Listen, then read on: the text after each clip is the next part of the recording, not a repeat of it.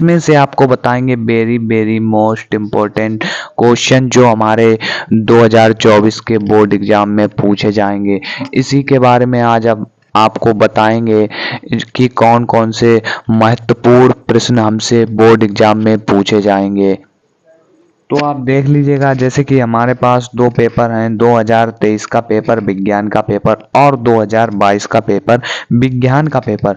तो हम आपको बताएंगे साइंस के पेपर में जो हमसे पूछा गया था 2022 के पेपर में।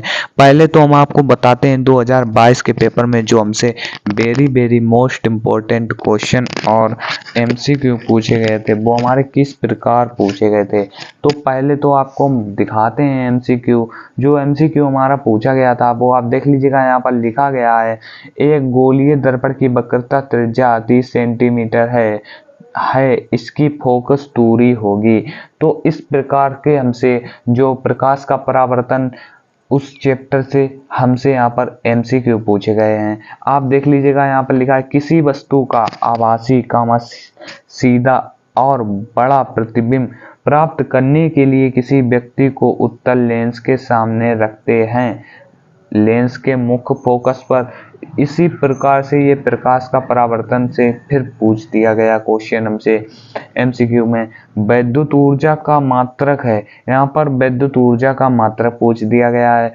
और आपको बताते हैं, यहाँ पर लिखा है विद्युत धारा का मापन करते हैं। विद्युत धारा का मापन किससे करते हैं दोस्तों, आप कमेंट करके बताइए विद्युत धारा का मापन किससे करते हैं।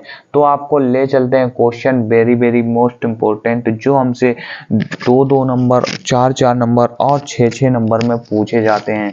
यहाँ पर देख लीजिएगा, यहाँ पर दिया गया है एक अवतल दर्पण के सामने 15 सेंटीमीटर पर एक वस्तु रखी है। यदि दर्पण की फोकस दूरी 30 सेंटीमीटर हो तो प्रतिबंध की स्थिति और प्रकृति ज्ञात कीजिए। यहाँ पर देख लीजिएगा, ये आपको अगर आप इसको फुल सॉल्व करते हैं तो आपको कितने अंक मिलेंगे, आपको 2 अंक मिलेंगे। यहाँ पर देख लीजिएगा, यहाँ पर दिया गया है श्वेत प्रकाश के विक्षेपण से आप क्या समझते हैं। श्वेत प्रकाश के बड़े विक्षेपण से प्राप्त विभिन्न रंगों को क्रम लिखिए। मतलब कि रंगों का क्रम लिखना है, हमको क्रम से लिखना है दोस्तों। तो आगे हमारा जो 2 नंबर में फिर पूछा गया है वो लिखा गया है वैद्युत विभव तथा वैद्युत विभवांतर की परिभाषा तथा इनके मात्रक लिखिए। हमको यहाँ पर मात्रक और उनकी परिभाषा लिखनी है, और उसका मात्रक भी लिखिए, तब आपको यहाँ पर 2 अंक मिलेंगे। तो आगे आपको ले चलते हैं, आगे आपको दिखाते हैं जो हमसे 4-4 नंबर में पूछे गए थे। लिखा है दूरदृष्टि दोष क्या है।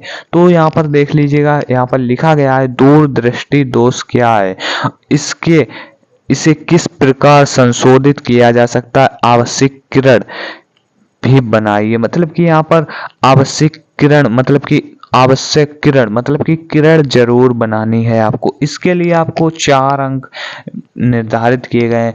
और इसी के साथ एक आप क्वेश्चन और तैयार कर लीजिएगा, निकट दृष्टि दोष से आप क्या समझते हैं, इसके मुख्य कारण बताइए और इसके उपाय बताइए। ये भी आप क्वेश्चन मैं आपको बता रहा हूँ, ये भी क्वेश्चन 2023 के पेपर में पूछा गया था। कोड ईएल वाले में पूछा गया था, ये कोड बीपी का है, आप देख सकते हैं यहाँ पर 2023 के पेपर में पूछा गया था। तो इसी के साथ अगर आपको ये नहीं आ रहा है, इसका परिभाषा और भी नई चीज आ रही, तो आप यहाँ पर नोमेरिकल भी लगा सकते हैं। नोमेरिकल में आपको यहाँ पर दिया गया है अथवा वाला, जो आपको दिया गया है नोमेरिकल यहाँ पर दिए गए हैं। अथवा में जो दिया गया है, एक वस्तु 10 सेंटीमीटर फोकस दूरी के किसी अभिसारी लेंस से 25 सेंटीमीटर दूरी पर रखी है, किरण आरेख खींचिए। मतलब कि किरण आरेख खींचिए, बनने वाले प्रतिबिंब की स्थिति तथा प्राकृतिक ज्ञात कीजिए। उसकी स्थिति और प्राकृतिक भी ज्ञात करनी है दोस्तों। तो अब हम आपको ले चलते हैं, आप यहाँ पर देख लीजिएगा, यहाँ पर लिखा है एक तार के सिरों पर 1.5 वोल्ट विभवांतर लगाने पर 0.5 एम्पियर विद्युत धारा प्रवाहित होती है यदि तार की लंबाई 3 मीटर है और अनुप्रस्थ काट 6 में गुणे 10⁻⁻6 मीटर स्क्वायर हो तो इसके प्रतिरोधकता की गणना कीजिए। तो अथवा में आपको जो क्वेश्चन दिया गया इसके लिए 4 अंक निर्धारित हैं, किंतु आपको अथवा वाला भी कर सकते हैं अगर आपको ये नहीं आ रहा है, पर आपको एक ही करना है इसमें से। अथवा वाला जो आपको दिया गया है वो आप देख लीजिएगा, यहाँ पर दिया गया है 3 प्रतिरोध R1, R2 तथा R3 परस्पर समांतर जुड़े हैं, इनके तुल्य प्रतिरोध के लिए व्यंजक प्राप्त कीजिए। तो मैं आपसे यही कहूंगा, अगर आपकी मैथ कमजोर है तो आप परिभाषा को ज्यादा से ज्यादा याद कर लीजिएगा। तो आगे आपको ले चलते हैं दूसरे क्वेश्चन नंबर 4 की ओर, जो हमसे 7 नंबर में पूछा गया था। ये आपके लिए वेरी वेरी मोस्ट इम्पोर्टेंट 2024 की बोर्ड एग्जाम के लिए हो सकता है। यहाँ पर लिखा गया है नामांकित आरेख खींचकर विद्युत मोटर का सिद्धांत एवं कार्यविधि लिखिए। हम आपको बताते हैं जो विद्युत मोटर से पूछा जाता है और विद्युत जनित्र से भी पूछा जाता है। ये आपके लिए very very most important question है। ये आप अगर इसका आप आरेख खींचकर, मतलब कि आपको विद्युत मोटर का चित्र भी यहाँ पर आपको अंकित करना है, दिखाना है आपको, तब आपको यहाँ पर 7 अंक पूरे मिलेंगे।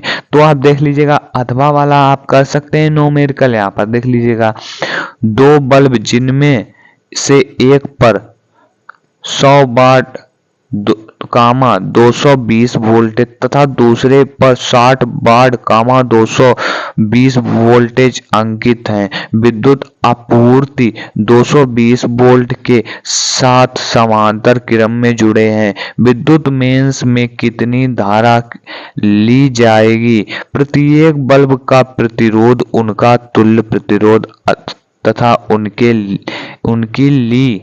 उनसे ली गई अलग अलग धारा का मान बताइए।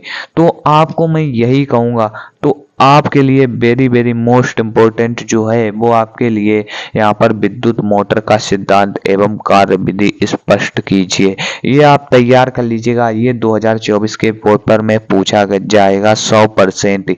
ये ना पूछा जाए तो मैं चैनल डिलीट कर दूंगा। यहाँ पर 2023 के पेपर में भी ये पूछा गया था, वो विद्युत जनित्र था, ये विद्युत मोटर है।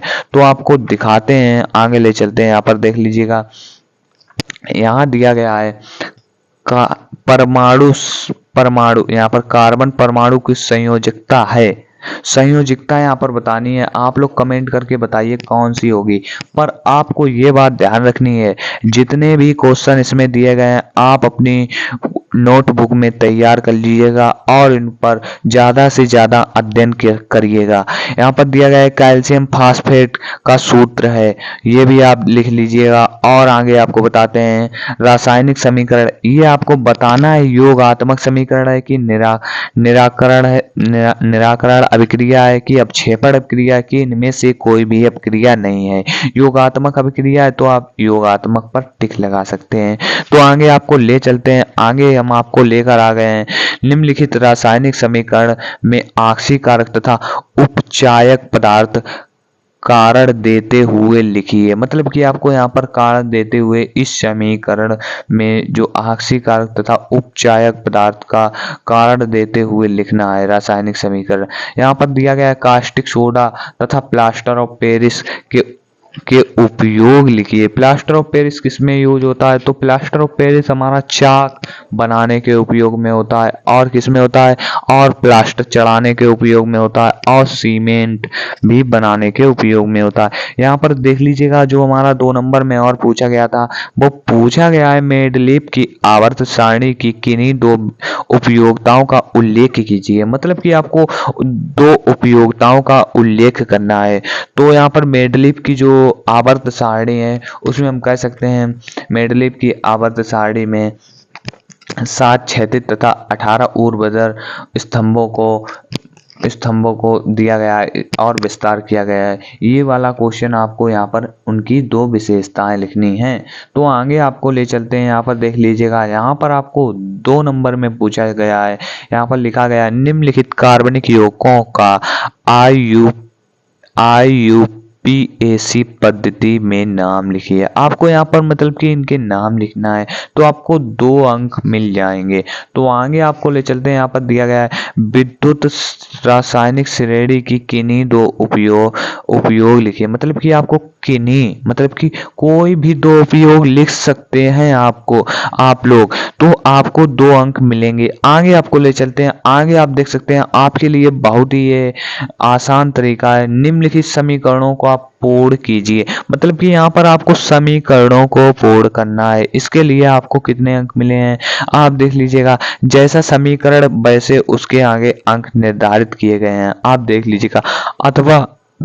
अथवा आपको यहाँ पर समीकरण नहीं आते हैं तो आपके लिए यहाँ पर अथवा वाला भी आप कर सकते हैं। निम्नलिखित संक्षिप्त टिप्पणी लिखिए। प्रतिस्थापन अभिक्रिया मतलब कि प्रतिस्थापन अभिक्रिया, सजातीय श्रेणी, दहन अभिक्रिया, एष्टीकरण अभिक्रिया, इन अभिक्रियाओं को आपको लिखना है। तो आपको कितने अंक आपके पक्के हो जाएंगे? 7 अंक आपके पक्के हो जाएंगे। तो आगे आपको हम ले चलते हैं, क्लोरोफिल अवशोषित करता है। यहाँ पर लिखा है क्लोरोफिल अवशोषित करता है। यह भी आपसे most very very important MCQ आपके लिए है। आप तैयार कर लीजिएगा, इसको नोट कर लीजिएगा इस पूरे पेपर को। आगे देख लीजिएगा जो हमसे फिर 1 नंबर में पूछा गया है, जैव विकास का सिद्धांत प्रतिपादित करने वाले वैज्ञानिक का नाम लिखिए। ये भी आपके लिए वेरी वेरी मोस्ट इम्पोर्टेंट है। तो आगे आपको ले चलते हैं, मानव में भूम्र का पोषण मिलता है। पोषण कहाँ से मानव को मिलता है यही आपको बताना है। तो यहाँ पर देख लीजिएगा, यहाँ पर दिया गया है निम्नलिखित में से कौन सी विषम पोषी नहीं है। मतलब कि इसमें से जो विषम पोषी नहीं है उसको आपको अपने नोटबुक मतलब कि आपको बोर्ड वाली एग्जाम की कॉपी पर लिखना है। 2024 के पेपर में लिखना था और 2023 के पेपर में OMR पर आपको इसमें भरना था। तो 2024 के पेपर में भी आपको OMR पर भरना होगा। तो आगे यहाँ पर दिया गया है डायाफ्राम क्या है, यह कहाँ पाया जाता है। जो हमारा डायाफ्राम है वो हमारा कहाँ पाया जाता है हमारे शरीर में, इसके बारे में आपको बताना है। तो आपको 2 नंबर यहाँ पर निर्धारित किए गए हैं। तो आगे यहाँ पर लिखा गया है पुनर्जनन को उदाहरण देकर लिखिए। मतलब कि पुनर्जनन को उदाहरण देकर आपको यहाँ पर लिखना है। तो आगे इसके लिए भी 2 अंक निर्धारित किए गए हैं। आगे देख लीजिएगा, यहाँ पर लिखा गया है विषम पोषी पोषण क्या है, इसका एक उदाहरण मतलब कि कोई भी एक उदाहरण आप दे सकते हैं। तो आगे आपको ले चलते हैं जो आपके लिए 4 नंबर में पूछे गए थे, मानव के नरजनन तंत्र का एक नामांकित चित्र बनाइए। ये आपके लिए 2024 के लिए वेरी वेरी मोस्ट इम्पोर्टेंट हो सकता है। आप अपने क्वेश्चन के सामने लिख लीजिएगा, very very most important question, क्योंकि ये 2022 और 23 और 2018 और 2024 के भी पेपर में पूछा जाएगा। अथवा वाला भी आप कर सकते हैं। आप देख लीजिएगा, अर्धकाट वाला जो होता है हमारा चित्र उसको भी दर्शाना है। तो यहाँ पर दिया गया है किन्हीं 2 पर टिप्पणी लिखिए। मतलब कि आपको किन्हीं 2 मतलब कि आप यहाँ पर नेफ्रॉन या सौर ऊर्जा या प्राकृतिक संसाधन, इन 3 में से आपको किन्हीं 2 पर ही टिप्पणी लिखनी है। अथवा आपको ये नहीं आता है तो आप यहाँ पर दिया गया है अथवा किन्हीं 2 पर टिप्पणी लिखिए, इसमें भी आप किन्हीं 2 पर टिप्पणी लिख सकते हैं। अगर इसमें नहीं आ रहा है तो आप इसमें से टिप्पणी लिख दीजिएगा, आपके 4 नंबर पक्के हो जाएंगे। तो आगे आपको ले चलते हैं, जो 7 नंबर में आपसे पूछा गया था वो पूछा गया था एक आत्मबीजी पौधे के जननांगों का वर्णन कीजिए। अगर आपको ये नहीं आता है तो आप अथवा वाला भी कर सकते हैं। अथवा वाला क्या दिया गया है, मानव में लिंग निर्धारण की विस्तार से व्याख्या कीजिए। ये भी आपके लिए वेरी वेरी मोस्ट इम्पोर्टेंट 2024 के पेपर के लिए है और ये आपसे पूछा जाएगा। मैं अगली वीडियो में 2023 के पेपर को दिखाऊंगा, क्योंकि वीडियो ज़्यादा बड़ी हो गई है तो इसीलिए अगली वीडियो में ही हम आपको दिखा पाएंगे। आप आपको दिखाएंगे 2023 के पेपर में हमसे क्या क्या पूछा गया था विज्ञान के पेपर में, और 2024 के पेपर में क्या क्या आएगा। अगर वीडियो आपको पसंद आई हो तो हमारे चैनल को सब्सक्राइब कर लीजिएगा और बेल आइकन को प्रेस कर लीजिएगा।